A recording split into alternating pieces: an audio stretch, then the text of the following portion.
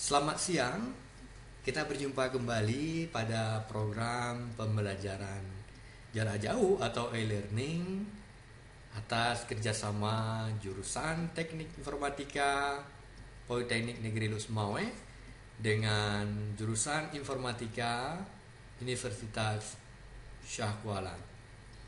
Adapun program ini merupakan program yang didanai oleh Project I'm Here Dikti untuk pengembangan perkuliahan jarak jauh atau dikenal dengan e-learning. Pada hari ini kita akan coba membahas sebuah materi dari mata kuliah struktur data dan algoritma yang kita kenal dengan namanya Quicksort.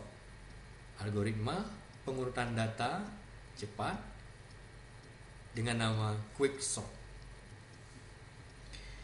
Apa itu Quicksort? Quicksort adalah salah satu algoritma pengurutan data yang cepat, di mana kompleksitas pengurutan datanya rata-ratanya adalah big O of n log n. Berbeda dengan algoritma yang lain seperti bubble sort, quick selection sort, dan insertion sort, mereka sama-sama mempunyai kompleksitas big O of n. Kenapa quicksort ini menjadi algoritma yang sangat sering digunakan oleh orang? Yang pertama, algoritma ini sangat cocok untuk data yang sangat besar. Yang kedua, algoritmanya sangat sederhana, dan algoritma ini menggunakan metode partisi, sehingga algoritma ini proses pengurutannya itu lebih cepat dibandingkan dengan algoritma yang lain. Metode algoritma ini menggunakan partisi, di mana dia membagi urutan datanya membagi dua buah partisi. Partisi yang sebelah kiri dan partisi yang sebelah kanan, di mana semua data yang berada pada posisi partisi sebelah kiri selalu lebih kecil dari data yang berada pada partisi yang sebelah kanan. Namun setelah membagi dua buah partisi, data-data yang berada di sebelah kiri dan ataupun sebelah kanan belum terurut datanya. Nah, mari kita lihat bagaimana proses atau algoritma pengurutan data dengan menggunakan Quicksort. Quicksort secara garis besar menggunakan strategi divide and conquer.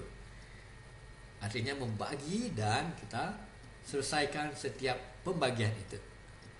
Berikut langkah rekursinya. Yang pertama, kita pilih dulu sebuah nilai pivot X, di mana pivot X tersebut yang akan membelah atau yang akan memisahkan, akan membagikan dua buah partisi.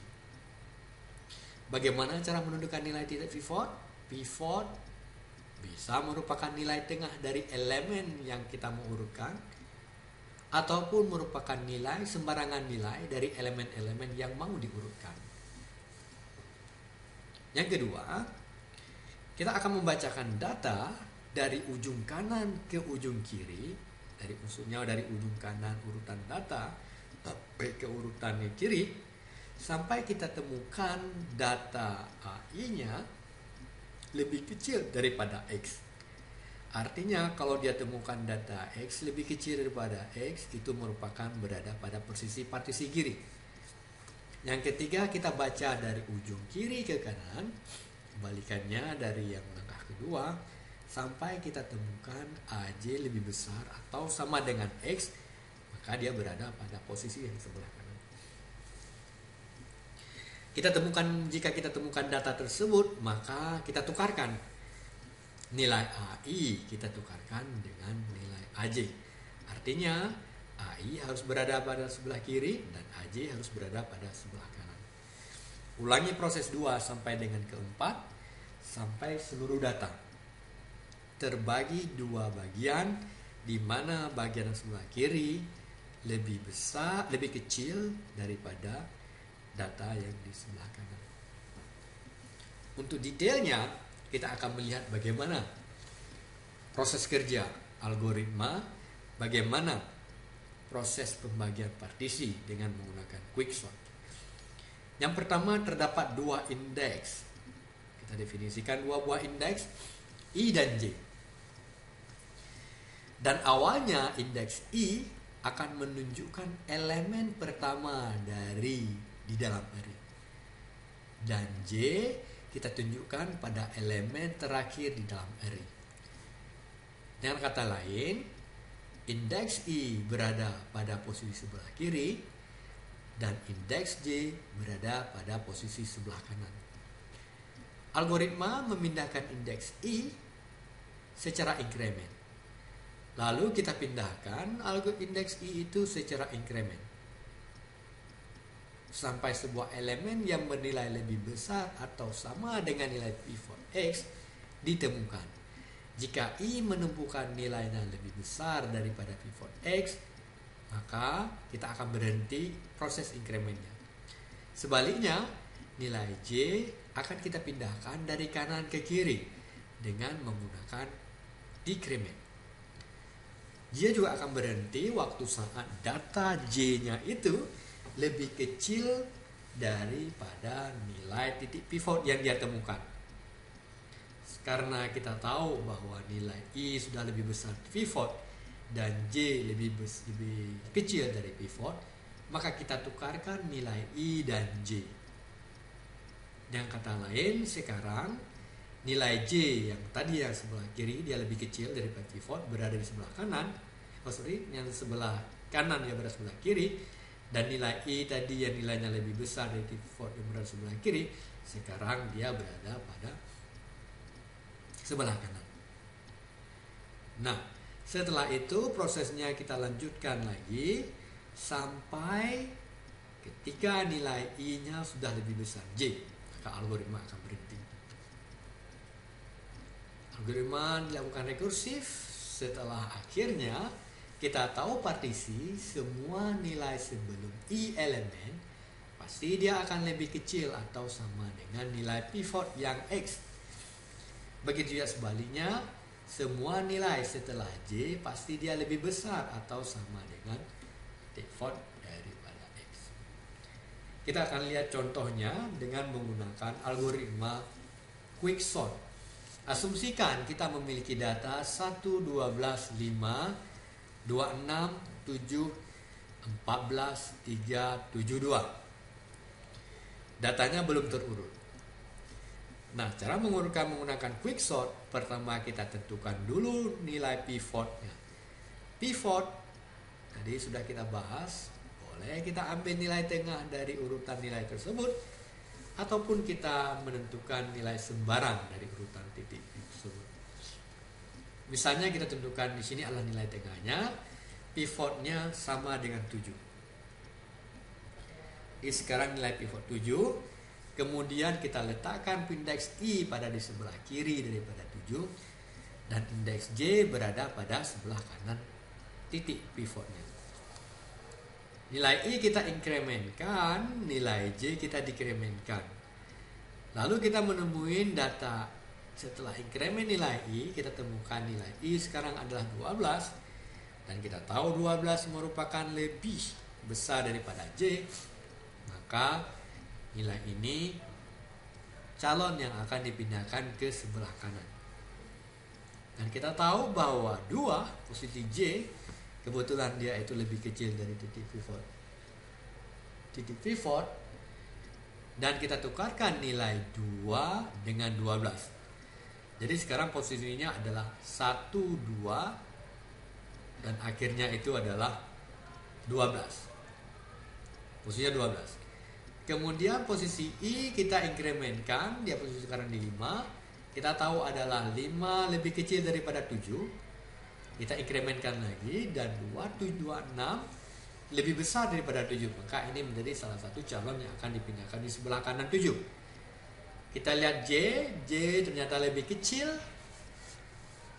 dan sama dengan 7, maka J digantikan dengan posisi J digantikan 26 dan posisi I digantikan dengan 7. Sekarang inkremenkan posisi I di 7, posisi J sekarang di 3. Kita tahu 7 lebih kecil sama dengan lebih besar sama dengan pivot, dan 3 lebih kecil daripada pivot. Kita tukarkan, kemudian inkremen I di 14, J di 14. Kemudian kita tahu I sudah lebih kecil daripada J. Ya, I-nya sekarang 14, apakah 14 lebih besar? Ternyata ya lebih besar. Apakah 14 lebih kecil? Ya, kemudian ditukarkan di posisi yang sama. I inkremen, J di dekremen. Akhirnya I lebih besar J.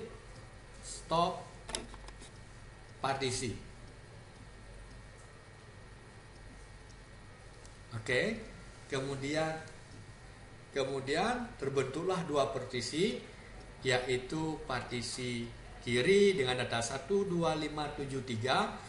Dan satu lagi sebelah kanan 14, 7, 2, 6, 12. Nah, ini kita tahu bahwa partisi sebelah kiri dan sebelah kanan belum terurut. Untuk mengurutkannya, kita harus melakukan quick sort lagi, membagikan lagi menjadi dua bagian, dan sebelah kanannya juga kita bagi sebagian. Lakukan quick sort secara rekursif sehingga akhirnya nanti kita akan memperoleh urutan data yang terurut dari data terkecil ke data terbesar. Mari kita lihat contoh yang kedua. Sama halnya tadi contoh pertama, sama dengan halnya yang kedua. Itu pertama kita tentukan pivotnya, misalnya 12. Ini adalah sembarang dari urutan data.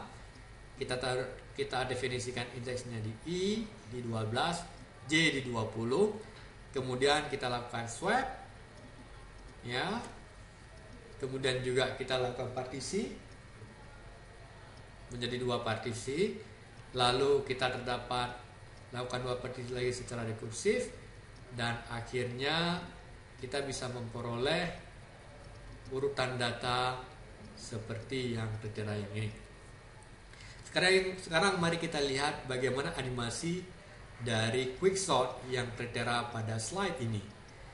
Jelas pembagian dua buah partisi sebelah kiri, kemudian dilakukan partisinya lagi, kemudian dilakukan partisinya sebelah kiri, dan datanya ditukarkan dan dilakukan pengurutan data pada partisi yang sebelah kanan, dan semua data terurut dari yang terkecil yang ke terbesar.